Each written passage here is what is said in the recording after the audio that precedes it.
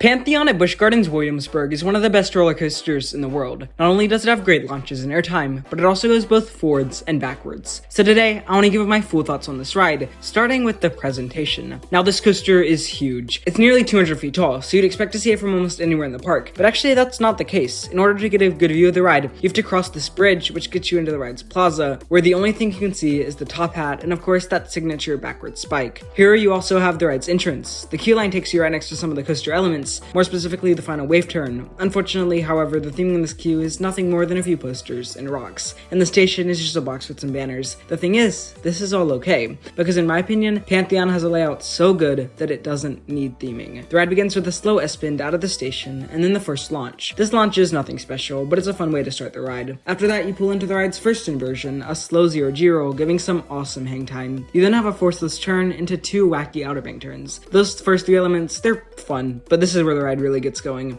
You hit the second launch and fly over a quick speed hill, which doesn't provide any airtime yet.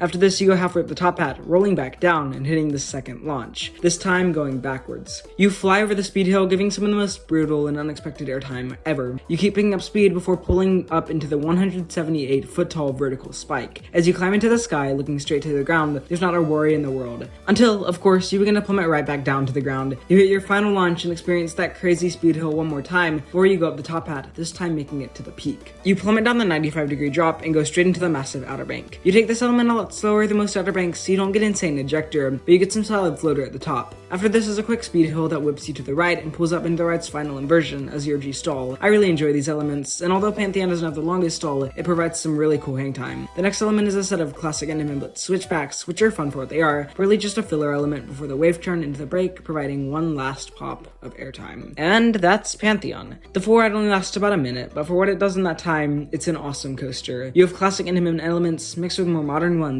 which were never seen on any Blitz coaster before Pantheon. It's glass smooth, has an awesome view, and everything about it is close to perfect. It's my favorite ride at Busch Gardens Williamsburg, and right now it sits in the number 6 spot in my rankings, meaning I'm gonna give it a 9 out of 10 score. Anyways, that just about does it for today's short video. If you're still here, consider subscribing as it really helps a small channel like me grow, and as always, have a great day.